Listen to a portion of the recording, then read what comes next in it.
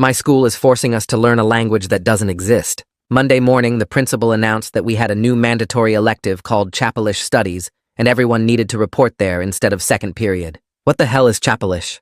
I asked my friend Alex. He had no idea. No one did. We filed into our assigned rooms where a teacher I'd never seen before was writing strange symbols on the board. "I'll be teaching you the most important language you'll ever learn," she said. "This is the Chapelish alphabet. You'll need to memorize these by tomorrow." "What country speaks this?" I raised my hand.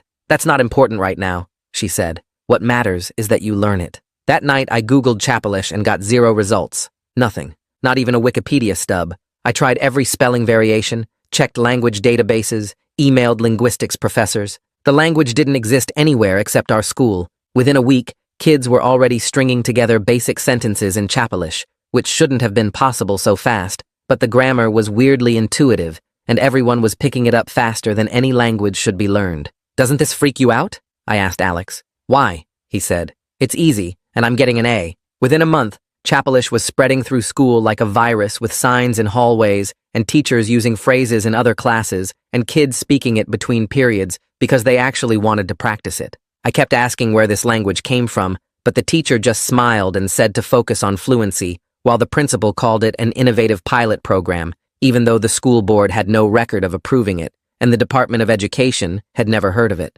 I started recording the lessons and studying the structure, finding 37 characters in an alphabet that didn't match any known language family, no Latin roots or Germanic structure or Asian tonal patterns, just something completely unique that had appeared from nowhere. Then I discovered we weren't alone, because 17 other schools had started teaching Chapelish the same Monday we did, scattered across different states with nothing connecting them, except this made-up language. I found a Reddit thread before it got deleted, where kids from these schools were comparing notes, and everything matched perfectly from the alphabet to the grammar to the way teachers refused to explain its origin. I stayed after class and told the teacher I knew about the other schools. "Why these specific schools?" I asked. "You were selected," she said. "By who?" I asked. "That's not important right now," she said. "You're teaching us a made-up language and won't say why," I said.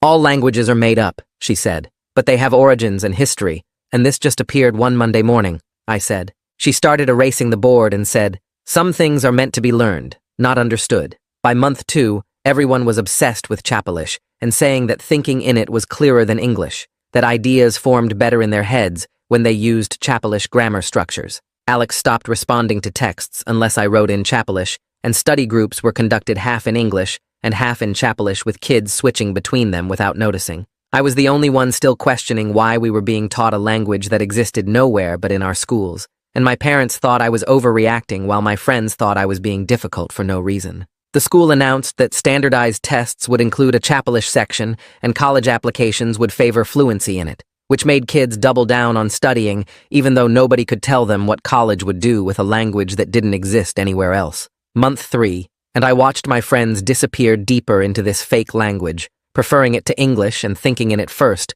before translating back when they had to speak to teachers who didn't know it. The worst part was that I was getting fluent too, despite my resistance because the language worked its way into your brain, whether you wanted it or not, and sometimes I caught myself thinking in Chapelish and had to force myself back to English like pushing through fog. Then the teacher brought in a new textbook with symbols I'd never seen before, ancient-looking things that hurt to stare at too long. "This is advanced Chapelish," she said, "for those ready to progress." "Progress to what?" I asked. She looked at me and said, "To understanding why you're really learning this language." "So tell me," I said. "You have to be ready first," she said. "You have to stop resisting." The class continued in advanced Chapelish, and I couldn't understand a single word, even though everyone else was following along perfectly, taking notes in symbols that seemed to shift when I tried to focus on them. They were leaving me behind, because I kept demanding answers instead of just accepting what was happening. After class, I saw them writing notes in the advanced symbols, having conversations I couldn't follow, and I realized I had 2 choices: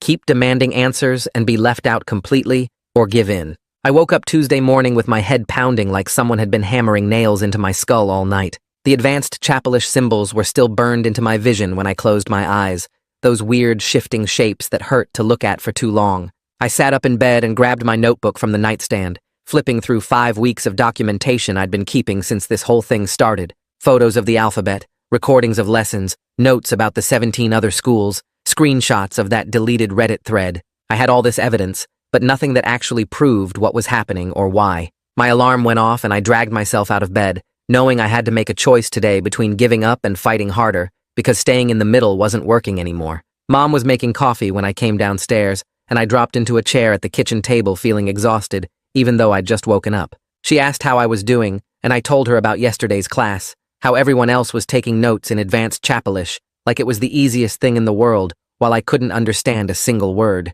The symbols seemed to shift when I tried to focus on them, and everyone was following along perfectly, except me. She sat down across from me and listened without interrupting, which was different from how Dad reacted when I brought this stuff up. When I finished talking, she asked what I wanted to do about it, not in a dismissive way, but like she was actually taking me seriously. I said I didn't know because fighting it was isolating me from everyone, but accepting it felt wrong. She suggested I start by figuring out what rights students actually have when schools change curriculum, whether there are procedures they're supposed to follow for this kind of thing. She said maybe the problem wasn't the language itself, but whether they followed the rules for implementing it. That made sense in a way I hadn't thought about before, focusing on process instead of just complaining about the program. I spent my free period in the library Tuesday afternoon sitting at one of the back computers researching FOIA requests. I'd heard the term before but had no idea how they actually worked or who you were supposed to send them to.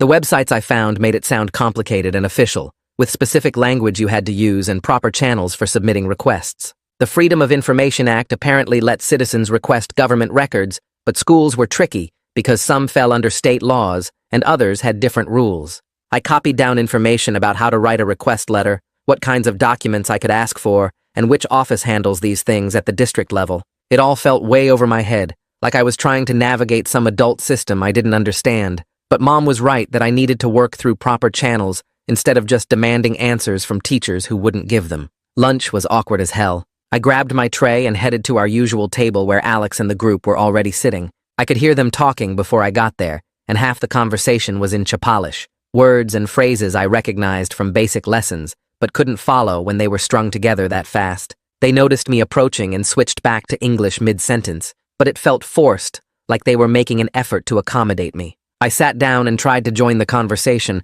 but kept losing the thread when they'd slip back into Chapelish without thinking. Someone would make a joke, and everyone would laugh except me, because the punchline was in a language I was refusing to learn properly. Alex asked if I wanted to study with them after school, and I said maybe, knowing I wouldn't, because their study sessions were mostly conducted in Chapelish now. The whole lunch period felt like I was making everyone work harder just by being there, like my presence was this annoying reminder that not everyone had bought into the program. That afternoon, I started a symptom journal in a new section of my notebook. I wrote down the date and time, then described the headache I'd had since yesterday, rating it 7 out of 10 for intensity. I documented the mental fog I felt whenever I tried to think in Chapelish, how it was like pushing through something thick and resistant. I wrote about the weird cognitive snap during drills last week, when the grammar suddenly made sense, but in a way that felt wrong, like my brain was rewired without my permission. If something was actually affecting me differently than other students, I wanted a record of when it started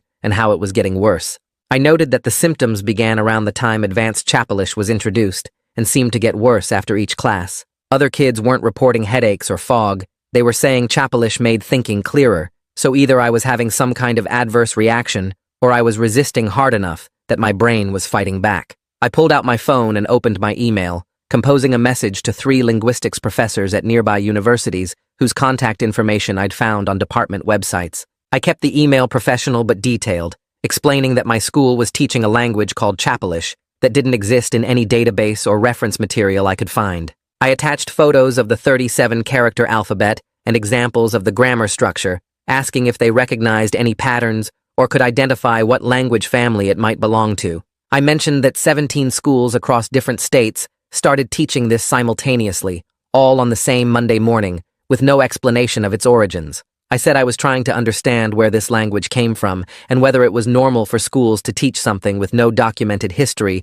or academic foundation. I read the email 3 times before sending it, making sure I sounded curious rather than crazy, then hit send to all 3 professors and hoped at least one would respond with something useful. By Thursday morning, I had responses from 2 of the professors sitting in my inbox. The first one was polite, but basically useless, saying he'd never encountered anything like the symbols I'd sent, and suggesting it might be a constructed language created for educational purposes. He mentioned that artificial languages like Esperanto exist for specific reasons, and maybe Chapelish was something similar. The second professor's response was longer and more technical, analyzing the grammar patterns I'd described and noting they didn't match any known language family. She said the structure was interesting from a linguistic perspective, but couldn't explain why 17 schools would simultaneously teach something that didn't exist anywhere else in the world. Both professors were professional and tried to be helpful, but neither could answer my actual questions about where this came from or who decided we should learn it. I forwarded both responses to my phone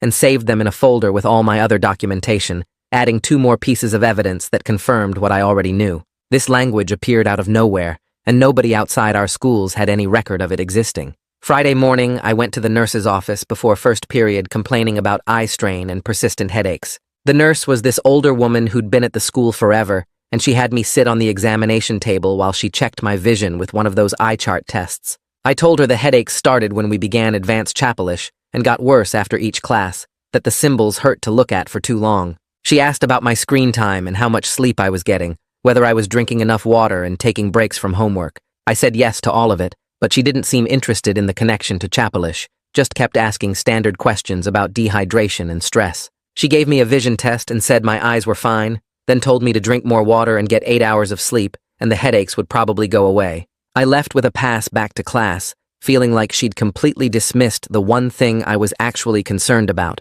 treating my symptoms like they had nothing to do with the new class, even though the timing was obvious. Saturday afternoon, I walked through the empty school building with my phone out taking photos. My mom worked in the district office and had gotten me access through the weekend security guard, saying I needed to grab something from my locker. Instead, I went through every hallway photographing the Chapelish signage that had appeared over the past month. Vocabulary posters in the main hallway showing common phrases with translations, grammar reminders on bulletin boards near the cafeteria. Even the gym had a poster explaining sports terminology in Chapelish, words for basic movements and equipment that had nothing to do with second period language class. What started as one class had spread into every corner of the school, like some kind of infection. I took photos of everything, documenting how this language had invaded spaces that had nothing to do with the actual course. The library had a whole shelf of Chapelish materials now, workbooks and readers and reference guides. The student center had conversation tables where kids could practice speaking it during lunch. It wasn't just a class anymore. It was becoming part of the school's entire identity. Monday morning, the principal held a Q&A session in the auditorium about school initiatives and new programs. I showed up early to make sure I got a seat where I could raise my hand, sitting in the middle section with a clear view of the microphone they'd set up for questions. The principal talked for 20 minutes about test scores and college acceptance rates and innovative approaches to education. When he opened the floor for questions, I raised my hand immediately, and he called on me third. I walked to the microphone and asked where Chapelish came from, who approved adding it to our curriculum, and why 17 schools across different states all started teaching it on the same day. The auditorium got quiet, and I could feel people staring at me, but I kept my eyes on the principal waiting for an answer. He smiled and launched into scripted talking points about innovative pilot programs and future-ready skills, how Chapelish was preparing students for a changing world and giving them advantages in college admissions. He said the program had been carefully designed by education experts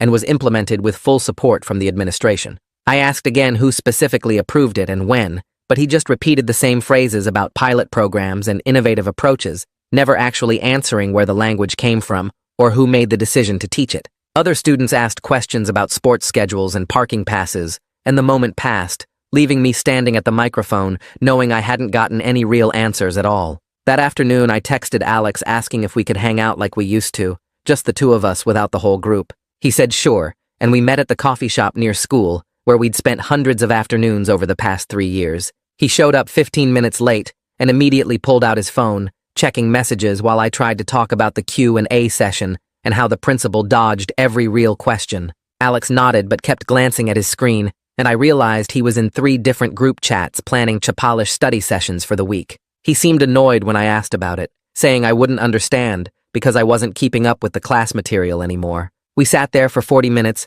and he spent at least half that time responding to messages, his attention divided between our conversation and whatever was happening in those study groups. When I brought up my concerns about the program, he sighed and said I was making everything harder by fighting, instead of just learning, and maybe if I put this much energy into actually studying, I'd be fluent by now. We left, without making plans to hang out again. Tuesday evening, my mom dragged me to a PTA meeting where the administration was presenting updates on the school programs. The principal and two teachers stood at the front with a slideshow about Chapelish as a future-proof skill that would give students advantages in college admissions and standardized testing. They talked about how the program was preparing kids for a changing world and how universities were starting to recognize Chapelish proficiency on applications, which made no sense because the language existed nowhere except these 17 schools. Parents asked practical questions about workload and whether the extra studying would affect performance in other classes, and several wanted to know how grades would be calculated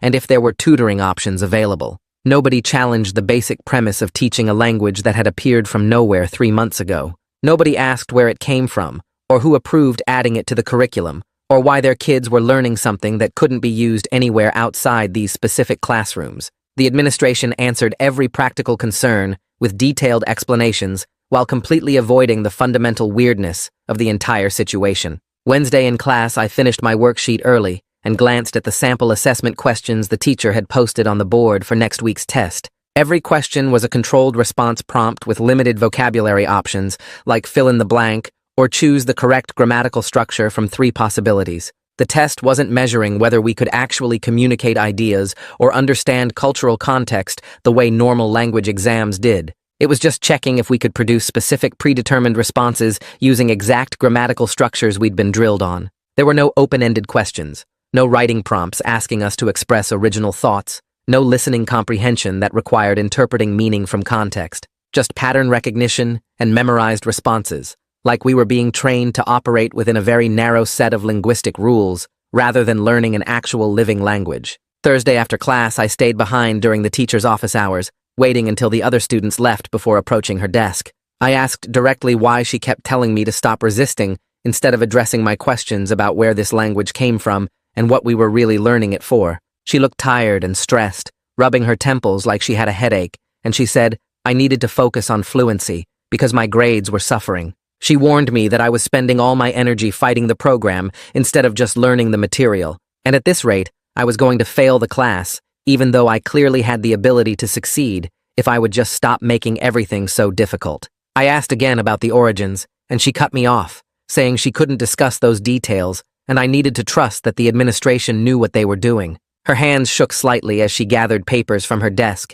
and she wouldn't make eye contact, and I realized she was as trapped in this situation as I was, following orders she didn't fully understand or agree with. That weekend, I forced myself to do the Chapelish drills from the workbook, spending 2 hours on Saturday afternoon working through vocabulary exercises and grammar patterns. I needed to pass this class even if I didn't understand what it was really for, and the drills were supposed to help with fluency. About an hour in, something weird happened where the grammar suddenly clicked in a way that felt completely wrong. It was like my brain just accepted these patterns without questioning them anymore, the symbols and structures making sense in a way that felt too easy and too fast. I could form sentences without thinking about the rules, the language flowing naturally, even though I'd been struggling with it for weeks. The ease of it scared me more than the difficulty ever did, because it felt like something was rewiring how my brain processed information, making me think in ways that weren't natural, but felt effortless once they took hold. I stopped the drills and sat there staring at the workbook,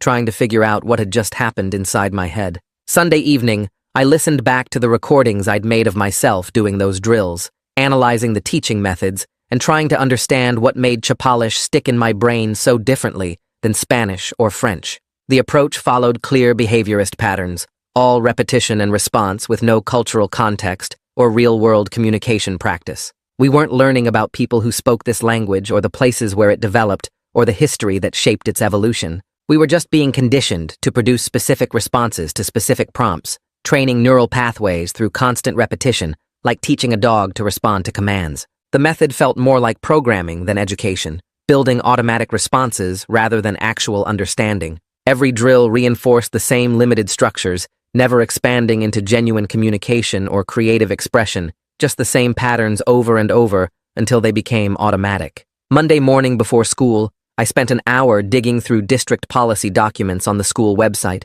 searching for anything related to the Chapelish program. I found detailed procedures for every other curriculum change from the past 5 years, all requiring parental notification and consent forms and board approval with public comment periods. But there was nothing about Chapelish, no record of the standard protocols being followed, no consent forms sent home for parents to review and sign. Every other pilot program had opt-out procedures clearly listed, but Chapalish had appeared without any of those safeguards. The absence was obvious once I knew what to look for, this gap in the documentation where proper procedures should have been, but weren't, like someone had deliberately bypassed all the normal channels that were supposed to protect students and parents from experimental programs being imposed without permission. That evening, I created an anonymous account and posted in a local parent Facebook group describing concerns about a mandatory language program that had appeared without proper consent or transparency. I kept the details vague, not naming Chapalish specifically, but asking if other parents had noticed similar issues with new programs being implemented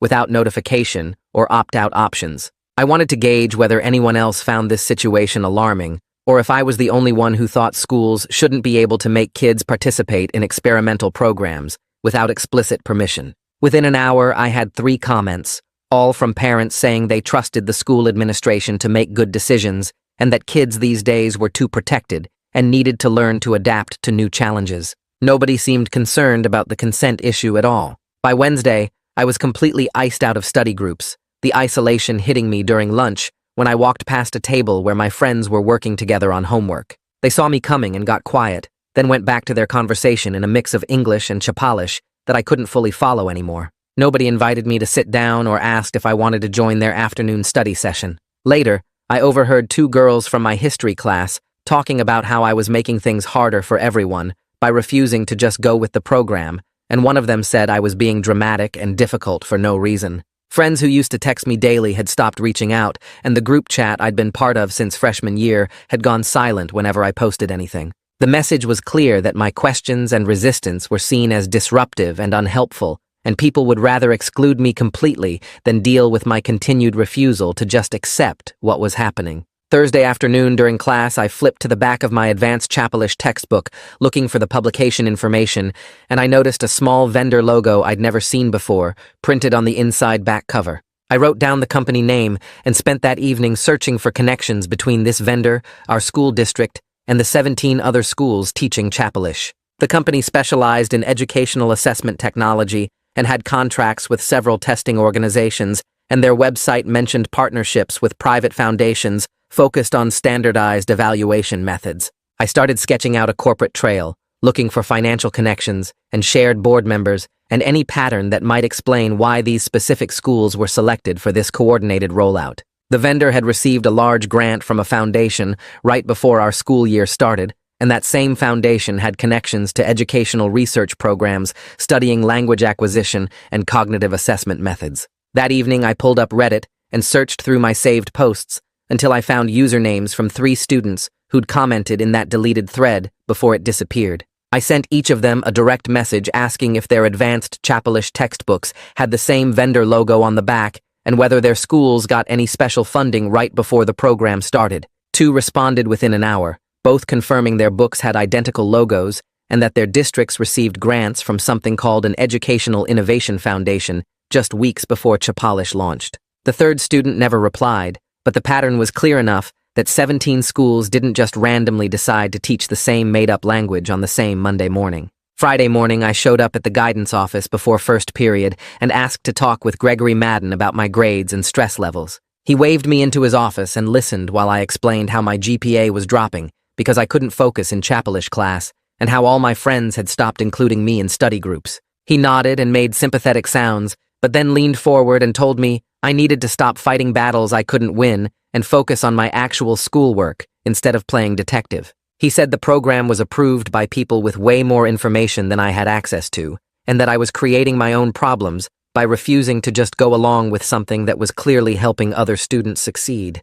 The meeting ended with him suggesting I use my energy on homework instead of activism, and reminding me that colleges wouldn't care about my concerns if my transcript showed failing grades. I walked out feeling worse than when I went in, because even the counselor whose job was supposed to be helping students was telling me to shut up and accept what was happening. That evening, my mom found me in my room staring at my laptop screen full of notes and research, and she sat down on my bed with this careful expression. She said she'd been thinking about everything I told her, and while she understood why I was upset, I needed to work through proper channels instead of just complaining online and getting myself isolated at the school. She suggested we write a formal letter to the school board with specific questions about the program's approval process and funding sources, something professional that adults would actually take seriously instead of dismissing as teenage drama. She offered to help me draft it over the weekend, so it focused on real policy questions instead of just saying the whole thing felt wrong. We spent Saturday afternoon at the kitchen table working on the letter together, my mom helping me organize my scattered concerns into clear paragraphs that asked about parental consent procedures and transparency requirements, and whether the board even knew about the foundation funding. Sunday morning, I posted in that parent Facebook group again, with a more measured tone, asking if anyone else wanted more information about the pilot program. And this time I got a response from someone named Camilla Zimmerman, who said she was a reporter covering local education issues. She sent me a private message saying my concerns sounded worth looking into, and asked if I'd be willing to talk on the phone about what I'd observed. And she mentioned she could walk me through how Freedom of Information Act requests actually worked if I wanted to request official documents from the district. Monday afternoon, I called Camilla from my room with my door closed, and we talked for almost an hour about everything I'd documented over the past months. She asked detailed questions about the timeline and the vendor information and the other schools, taking notes the whole time and occasionally saying things like, "That's interesting," or "That doesn't sound right." Then she explained how FOIA requests let citizens ask government agencies for records and documents, and she helped me figure out exactly what questions to ask the school district and state education department. She walked me through the specific wording I needed to use to request approval records, funding source documents, and any contracts with private companies, and she explained what kinds of responses I should expect and what it meant if they redacted information or claimed certain things were confidential. Tuesday morning before school, I filled out the FOIA request forms online, typing in the exact language Camilla had helped me craft about Chapalish program approval processes and funding agreements and vendor contracts. I hit submit on both the district request and the state education department request, then sat back feeling this weird mix of official and powerless because now I had to wait 30 days for them to respond. Camilla texted me that afternoon saying good job on filing the requests and reminding me that transparency takes time and patience, that this was how the system worked, even when it felt slow and frustrating. The waiting felt impossible when I wanted answers immediately, but at least I was doing something concrete instead of just asking questions nobody would answer. 2 weeks crawled by with me checking my email obsessively, until finally a message appeared from the district's records department with a PDF attachment. I opened it and found 20 pages of documents, but most of them were covered in thick black redaction bars that blocked out whole paragraphs and sections. What I could read mentioned a private foundation providing grant funding and multiple references to non-disclosure agreements that restricted what information could be shared publicly. The response included a cover letter explaining that certain details were protected by contractual obligations and couldn't be released under FOIA exemptions, which just made me more suspicious about what they were hiding. I forwarded everything to Camilla within minutes, with a message saying this raises way more questions than it answers. She called me that evening, and we went through the documents together line by line, with her explaining the legal language and helping me understand what the unredacted portions actually meant. She'd already started researching the foundation name that appeared in a few places and discovered it specialized in educational technology and standardized testing, not language instruction or cultural programs. Their website materials described something called controlled lexicon assessment, which sounded nothing like learning a real language for communication. Camilla found research papers the foundation had published about creating bias-free testing environments by using completely neutral vocabulary that eliminated cultural advantages, and suddenly, the whole Chapalish program started making sense in a completely different way than I'd been thinking about it. I sat at my desk that night reading through the foundation's materials, and the pieces clicked together in my head. This wasn't about teaching us a language that existed in some other country or preparing us for global communication. The program was creating a standardized testing tool that worked by forcing everyone to think within the same tight grammatical rules and limited vocabulary, so nobody had cultural or linguistic advantages over anyone else. Listen to 90 Seconds and rate me 5 stars on Spotify. Doing a giveaway for people who did this and show proof on my Instagram. There will be 4 winners, and you get to choose between a Spotify or Amazon gift card. The clarity everyone kept talking about wasn't some magical property of Chapalish, but just the cognitive ease of working inside a system with no room for interpretation or creative expression. Students weren't becoming fluent in communication. They were being trained to produce specific predetermined responses using exact structures that could be easily measured and compared across different schools and populations. I started rewriting my concerns in a new document, shifting away from arguing that Chapalish was fake toward asking questions about consent and transparency, and whether schools could turn students into research subjects without telling them. The issue wasn't whether controlled lexicon testing had educational value, it was whether districts could implement experimental programs funded by private foundations without informing parents or giving families the option to opt out. It was whether students should be test subjects for corporate research about language acquisition and cognitive assessment without anyone explicitly agreeing to participate in a study. The program might work exactly as designed, but that didn't make it okay to roll it out in 17 schools without proper consent procedures or honest communication about what was really being tested and measured and who was collecting the data and why. Wednesday afternoon, I pulled up the district website and found the school board member contact information listed in a public directory. Eli Reardon's email address was right there, along with his photo and a short bio about serving on the board for 6 years. I opened a new message and started typing, keeping my tone respectful and curious rather than angry or accusatory. I explained I was a student in the Chapelish program and had obtained FOIA documents showing private foundation funding, NDAS, restricting transparency, and no parental consent procedures for what appeared to be educational research. I attached the relevant documents and asked if he was aware of these elements when the board approved the program. I read through the email 3 times before hitting send, making sure every sentence focused on specific procedural questions rather than attacking anyone personally. The message went through and I closed my laptop, not expecting to hear back for weeks, if at all, since board members probably got hundreds of emails from concerned parents and students. Thursday morning, I woke up to a response from Eli that completely surprised me. He said he'd like to meet briefly to discuss my questions and suggested my mother attend as well since these concerns involved district policy. He admitted he wasn't aware of NDAS or private foundation involvement when the board reviewed the program, and he sounded genuinely interested in understanding what I'd discovered rather than dismissive like the principal had been. I showed the email to my mom before school, and she immediately agreed to meet with him,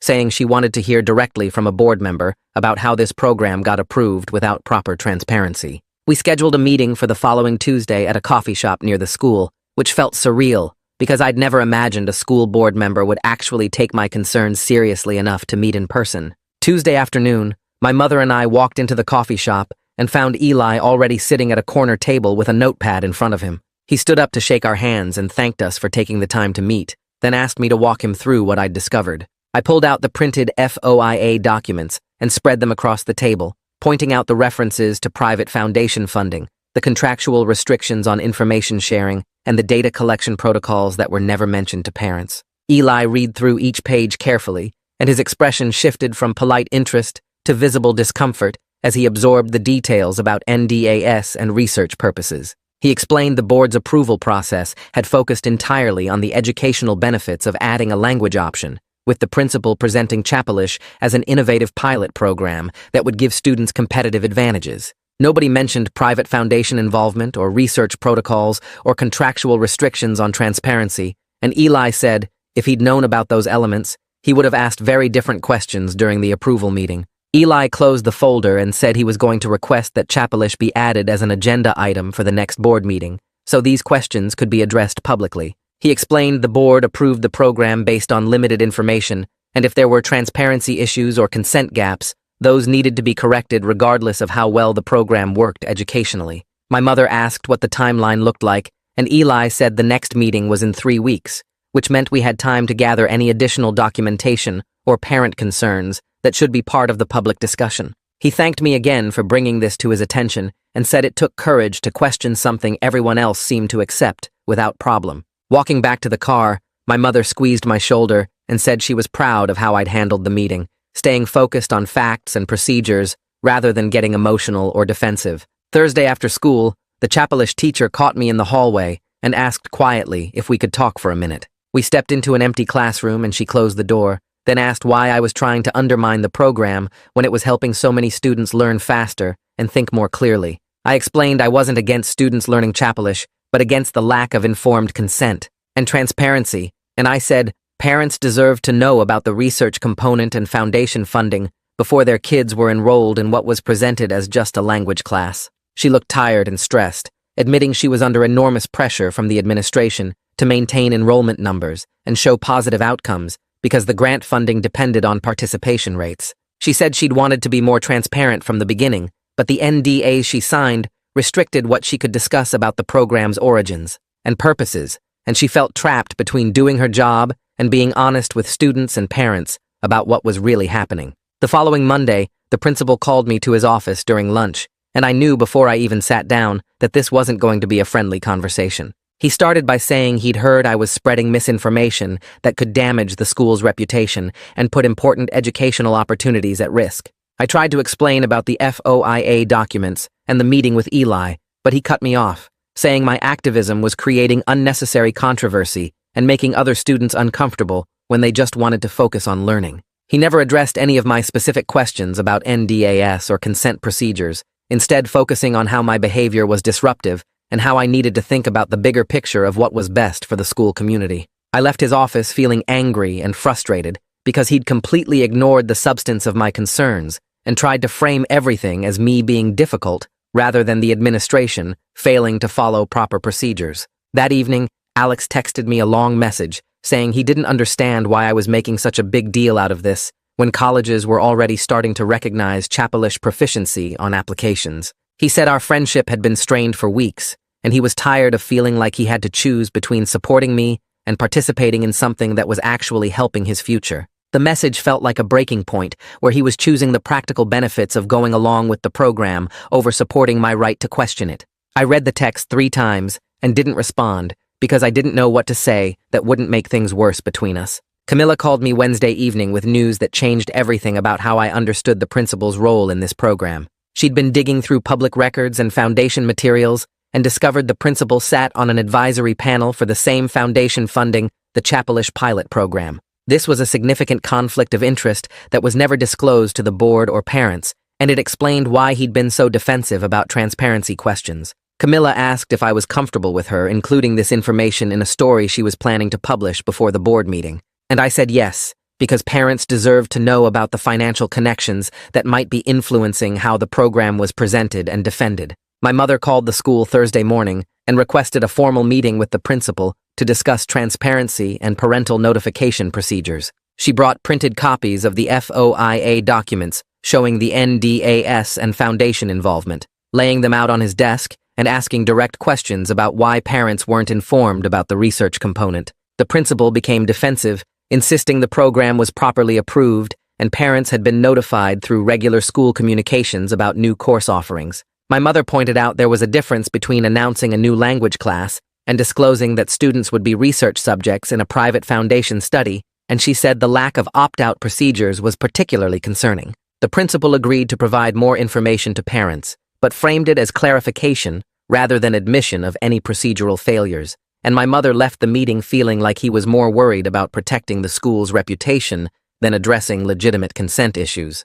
3 days before the scheduled board meeting, the district sent out a memo to all families with students enrolled in Chapelish. The memo reframed the program as an optional enrichment opportunity pending comprehensive review, which was the first time anyone had suggested it might not be mandatory. The language was carefully worded to sound like this was always the plan, describing the program as a pilot initiative that families could choose to continue or discontinue based on their individual preferences. My mother read the memo twice and said the sudden shift suggested the administration was worried about public scrutiny at the upcoming board meeting. I saved a copy of the memo because it contradicted everything we'd been told for months about Chapelish being a required part of the curriculum, and the timing made it obvious this was a response to the questions Eli and other board members were starting to ask about consent procedures and transparency. The social split happened fast. Within days of the memo going out, you could see clear lines forming in the hallways between kids who thought I was making a big deal out of nothing,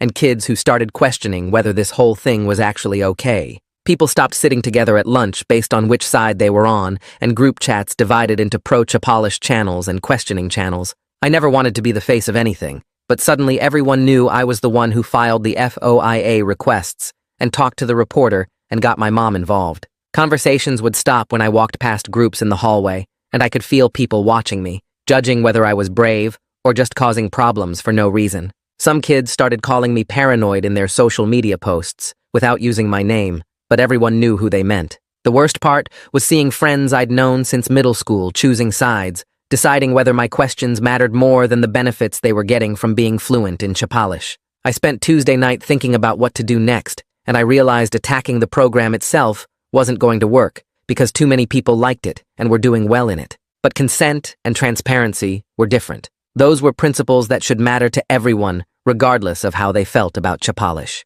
I started drafting a petition Wednesday morning before school, keeping the language focused and specific. The petition didn't say Chapalish was bad or demand it be shut down. It asked for 3 things: complete information about funding sources and research purposes, voluntary participation with no academic penalties for opting out, and proper consent procedures going forward for any similar programs. I printed 20 copies in the library and started approaching people I thought might sign. The first few conversations were awkward because I had to explain I wasn't trying to end the program, just make it optional and transparent. Some people refused immediately, saying they didn't want drama or didn't see the point, but others read the petition carefully and said the consent stuff made sense even if they planned to keep taking Chapalish. By Thursday, I had 15 signatures, and by Friday, I had 30. Over the next week, I kept collecting signatures during lunch, before school, and between classes. I approached kids I barely knew, explaining the petition in the same careful way each time. Some signed because they agreed with my concerns about the NDAS and foundation involvement. Others signed because they believed in procedural fairness, even though they loved Chapalish and thought I was overreacting. A few teachers signed too, quietly, when I caught them alone in their classrooms. They didn't want to be public about it, but they agreed students and parents deserved complete information before being enrolled in experimental programs. The petition grew to 50 signatures, then 70, then 90. I kept a spreadsheet tracking who signed and when, documenting everything like I'd been doing since this whole thing started. By the end of the week, I had 112 signatures, which felt significant, even though it was only a fraction of the students enrolled in Chapalish. Nobody yelled at me or tried to stop me from collecting signatures, which surprised me. The whole thing happened quietly, with people reading the petition and making their own choices. Monday morning, the administration sent out a new memo to all students. It didn't mention my petition by name, but the timing and content made it obvious what they were responding to. The memo reminded everyone that district policy prohibited certain types of organizing during school hours that could disrupt the learning environment. It said students who wanted to advocate for policy changes should work through proper channels like student government or parent committees. The memo warned that continued disruptions could result in disciplinary action, though it didn't specify what that meant. The message was clear: stop collecting signatures or face consequences. The hallways felt tense after that memo went out. People who had been considering signing my petition backed off, afraid of getting in trouble. Kids who had already signed started asking if they could remove their names, worried about what might happen. I told them the petition was voluntary and they could withdraw if they wanted, but I wasn't stopping. The administration's warning actually convinced me this mattered more than I'd realized, because if they weren't worried, they wouldn't be trying to shut it down. Tuesday afternoon, Gregory Madden called me down to his office during study hall. He had my file open on his desk and a concerned expression that looked practiced. He said he'd noticed my grades dropping over the past month, and my stress levels seemed really high based on reports from teachers. He suggested I might benefit from talking to someone about anxiety, maybe getting an evaluation to see if medication could help me manage these feelings. I sat there looking at him, understanding exactly what was happening. This wasn't about helping me. This was about reframing my activism as a mental health problem, making it seem like my concerns came from anxiety rather than legitimate questions about consent and transparency. I told him my stress was a normal response to watching an experimental program get rolled out without proper oversight. I said I wasn't interested in medication because my anxiety wasn't a chemical imbalance that needed treatment. It was a reasonable reaction to an unreasonable situation. He pushed back gently, saying sometimes we don't recognize when our reactions are disproportionate to the actual situation. I thanked him for his concern and left his office, adding this conversation to my documentation because it felt like another attempt to silence questions by suggesting the questioner was unstable. Wednesday evening, my mother showed me a post in the parent Facebook group that had gone up that afternoon.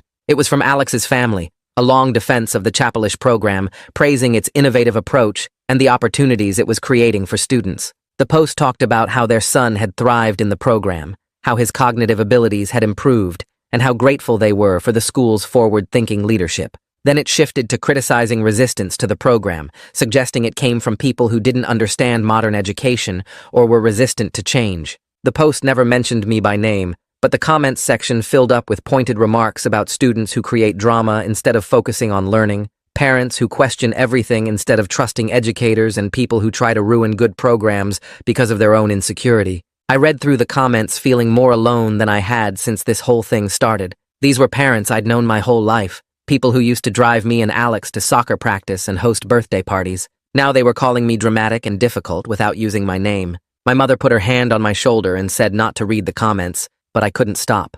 I needed to see how bad it had gotten, how completely I'd been isolated by asking questions nobody wanted to answer. Thursday afternoon, Camilla called me with an update.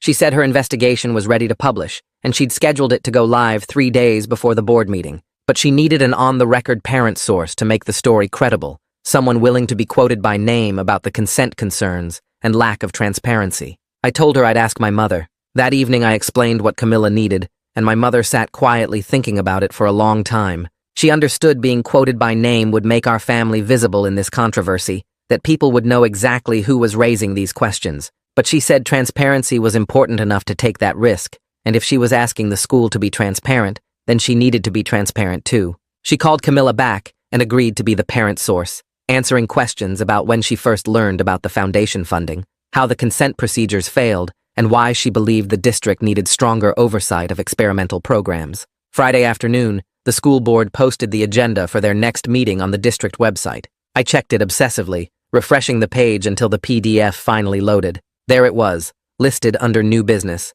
Chapelish Program Review, and Community Input. The listing said the item would be addressed in open session, which meant community members could attend and speak during public comment. Seeing it there in official board meeting language made everything feel suddenly real. My months of documentation and questions were finally being taken seriously enough to warrant discussion at a public meeting. I saved 3 copies of the agenda, 1 digital and 2 printed, adding them to the folder of evidence I'd been building since September. That night I got an email from the Chapelish teacher that surprised me. She said she wanted to apologize for her tone in our previous conversations and for not being more helpful when I asked questions. She explained she'd been following a tight script dictated by her contract and the NDAS she signed when she took this job. She said she wanted to answer my questions from the beginning, but was legally restricted from discussing the Foundation's research goals or the data being collected on student language acquisition patterns. The email felt like a confession, an admission that my instincts had been right all along. She was just a teacher trying to keep her job,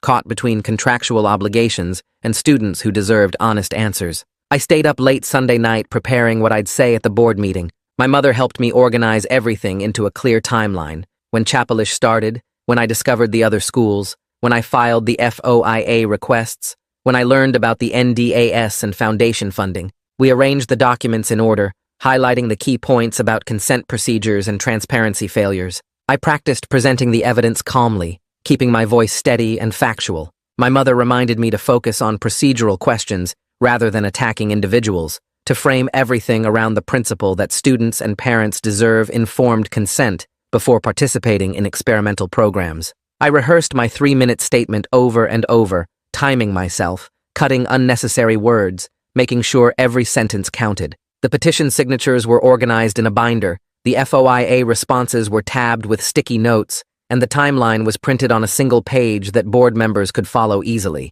Everything was ready. Tomorrow night, I'd walk into that board meeting and present months of documentation to people who actually had the power to require transparency and proper consent procedures.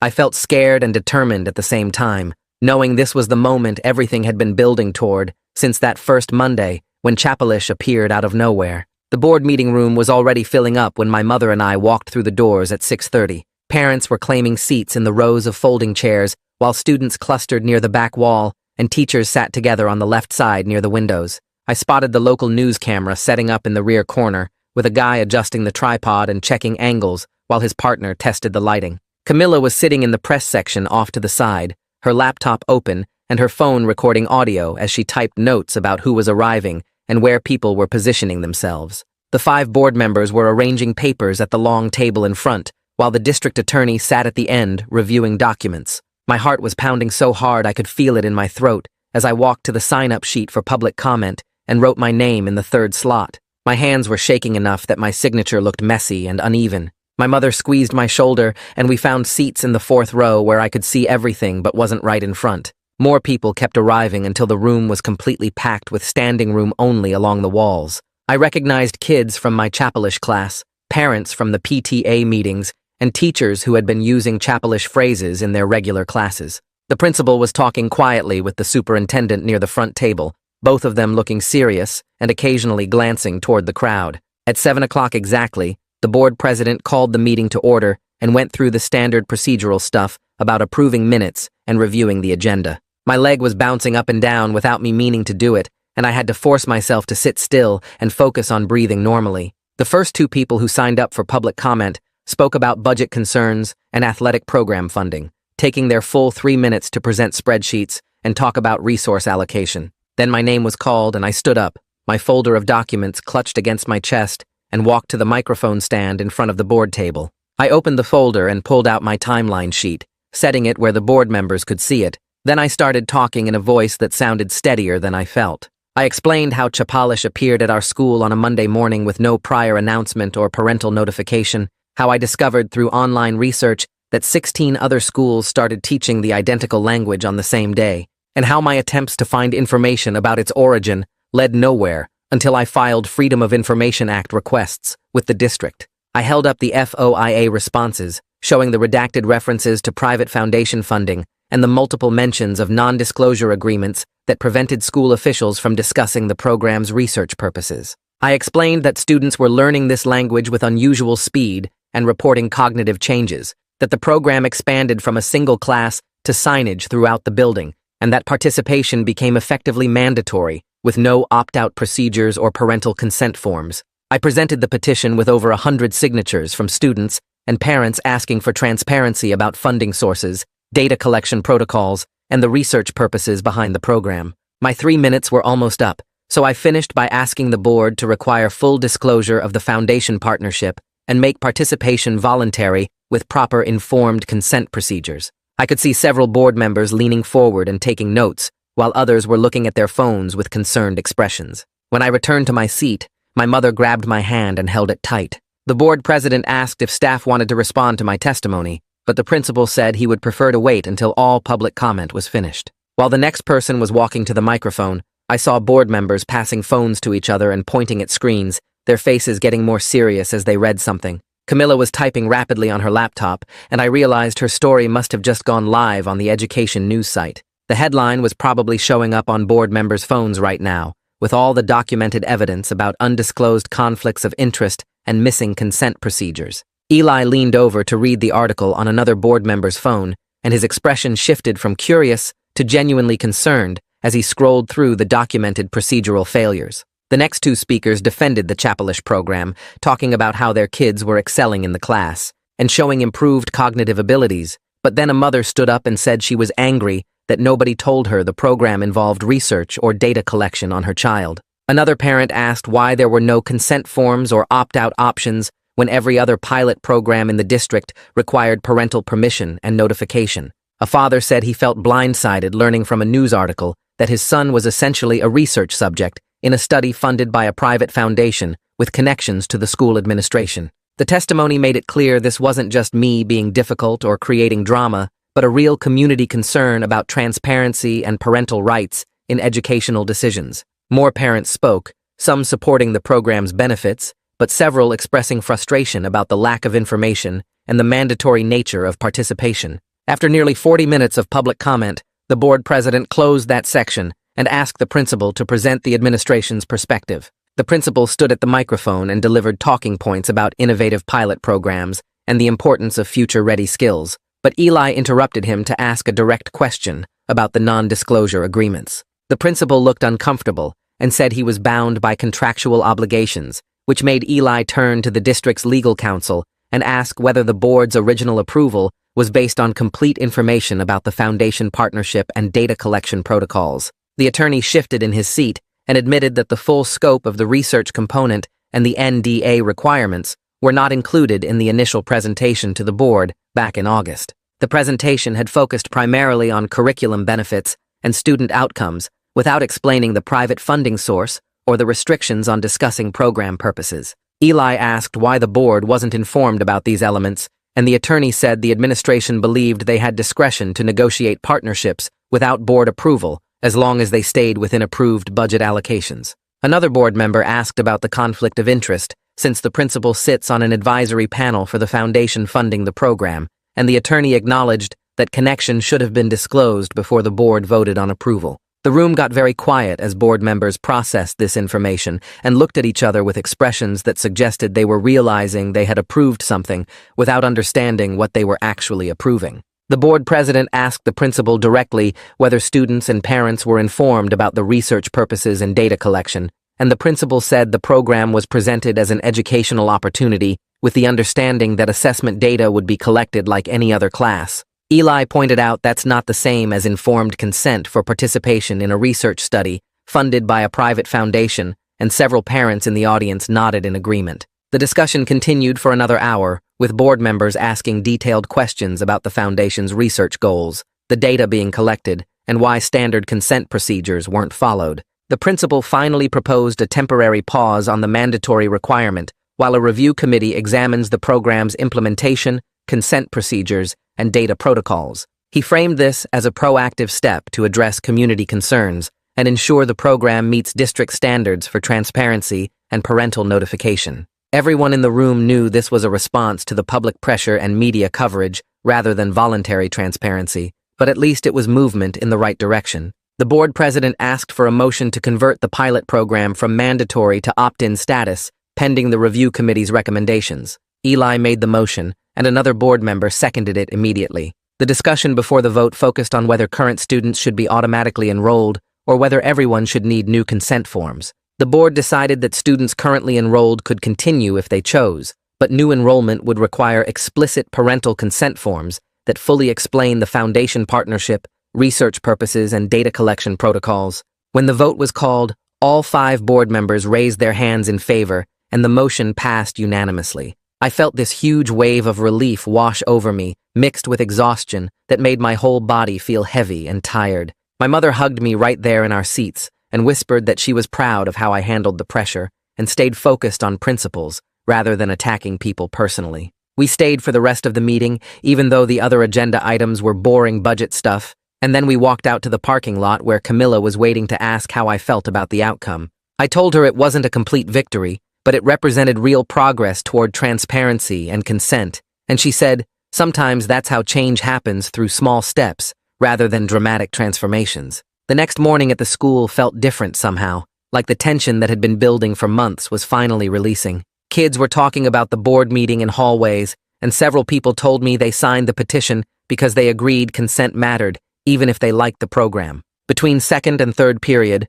the Chapelish teacher found me at my locker and thanked me quietly for raising these issues. She said she felt relieved that the NDA pressure was lifting and she could finally be honest with students about the program's research purposes. She admitted the secrecy made her uncomfortable from the beginning, but she needed the job and felt trapped between contractual obligations and her professional ethics about transparency with students. I told her I understood she was in a difficult position and I wasn't trying to make her life harder, just trying to get answers about what was happening to us. She said she appreciated that and asked if I would be willing to continue in the class now that it was voluntary. And I said I needed to think about it because I still had questions about the cognitive effects and whether the benefits were worth the risks. That afternoon, while I was walking home, my phone buzzed with a text from Alex. The message said he didn't fully understand the consent issues until he heard the board meeting discussion and listened to other parents talk about transparency and parental rights. He didn't apologize for choosing the program over our friendship or for the months of tension between us,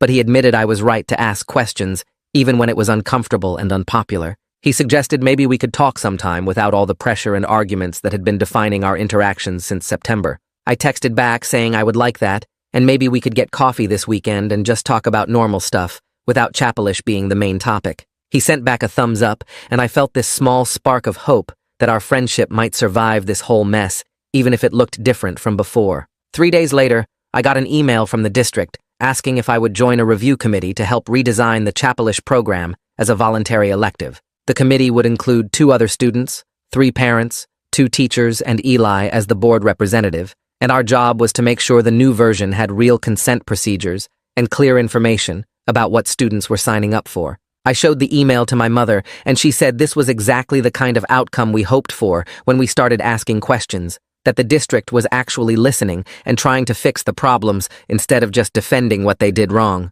The first meeting was scheduled for the following Tuesday after school in the district office conference room. My mother spent that weekend organizing her own project, reaching out to other parents who attended the board meeting and suggesting they form an oversight group focused on transparency. She sent emails to about 20 families, and 15 parents showed up for the first meeting at our house on Sunday afternoon. They sat around our living room drinking coffee and talking about how to prevent similar situations from happening with other programs. And by the end of the meeting, they had created a checklist of questions to ask whenever the district announced partnerships with private companies or foundations. The checklist covered things like what data gets collected, who owns it, how long it's stored, whether parents can opt out, and what happens to students who don't participate. My mother printed copies and said she would share it with the PTA and post it in the parent Facebook groups, so other families could use it for future pilot programs. Meanwhile, Camilla was working on her follow-up story about how our district's response might become a model for other schools dealing with similar education technology partnerships. She interviewed education policy experts who said the community's focus on consent and transparency was exactly what needed to happen more often, and she talked to administrators from 2 other districts who were watching our situation to see how it played out. The story published on Thursday and got shared widely on social media, with comments from parents in other states saying they wished their schools would be this responsive when concerns got raised. Camilla told me the attention was opening doors for her professionally, that state education publications were reaching out, asking if she could cover similar stories for them, and she seemed excited about the possibility of expanding her reporting beyond just local school board meetings. The school schedule changed the following Monday, with Chapalish moving from mandatory second period to an optional elective offered during 4 different periods throughout the day. Students who wanted to continue got information packets explaining the controlled lexicon research, the data collection protocols, and exactly what the private foundation was studying about language acquisition patterns. The packets included consent forms that had to be signed by both students and parents, and there was clear language saying you could drop the class at any time without it affecting your grades in other subjects. About 40% of the previously enrolled students chose to continue once they understood what the program actually was, while the rest dropped it now that the social pressure was gone. I saw kids in the hallway talking about their decisions without the weird tension that used to surround anything related to Chapalish, like it was just a normal choice about electives instead of some kind of loyalty test. The first review committee meeting happened on Tuesday, and I walked into the conference room feeling nervous about whether adults would actually listen to student perspectives or just pretend to care. But Eli started the meeting by saying the whole point was to make sure future programs included real student input from the beginning, and he asked us to share what information we wished we had received before Chapalish started. I talked about wanting to know the research purposes up front, and the other 2 students mentioned wanting clear opt-out procedures and understanding what data was collected. The 3 parents on the committee added concerns about notification timelines and the right to review materials before their kids got enrolled. We spent 2 hours drafting consent form language and communication protocols that would apply to all future pilot programs, and the teachers helped us understand what was realistic to implement while the board member took notes on everything we suggested. The whole process felt meaningful and collaborative instead of adults just telling us what they already decided.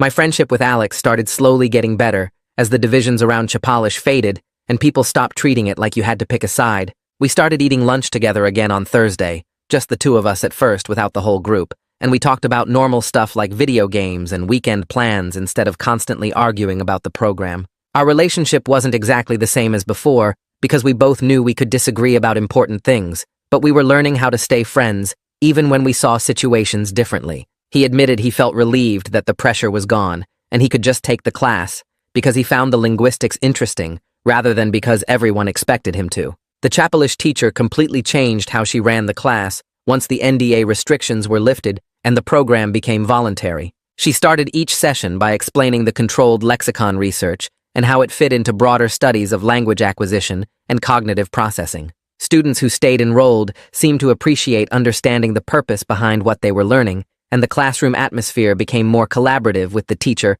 answering questions honestly instead of deflecting everything. She showed us research papers about how simplified grammar structures affect learning speed and asked us to think critically about what the studies revealed and what they missed. 3 months after the board meeting, the district formally adopted new policies requiring parental consent and transparent disclosure for all partnerships with private foundations or vendors that involved student data collection. The policies included mandatory 30-day review periods before programs could start, clear opt-out procedures that didn't penalize students academically, and quarterly reports to the board about ongoing research programs. The superintendent presented the new policies at a public meeting and credited community input for shaping a framework that protected student privacy while still allowing innovative educational programs. My mother attended that meeting and came home saying she felt proud of what we accomplished together, that we proved regular people could push for accountability and actually get systemic changes instead of just complaining. I sleep better now knowing I asked the right questions, even when it was socially hard and emotionally draining. My relationship with my mother got stronger because we worked together on something that mattered to both of us, and I learned she would support me even when my concerns made things complicated. My boundaries with friends are clearer because I know I can disagree with people without losing them completely, and I understand that speaking up for transparency isn't about being difficult, but about protecting everyone's right to make informed choices about their education and their data. That's the story for today. I am really thankful you were here because it makes sharing these moments so much more meaningful. I hope it brought you a little bit of peace or hope. Subscribe if you would like to keep spending time together.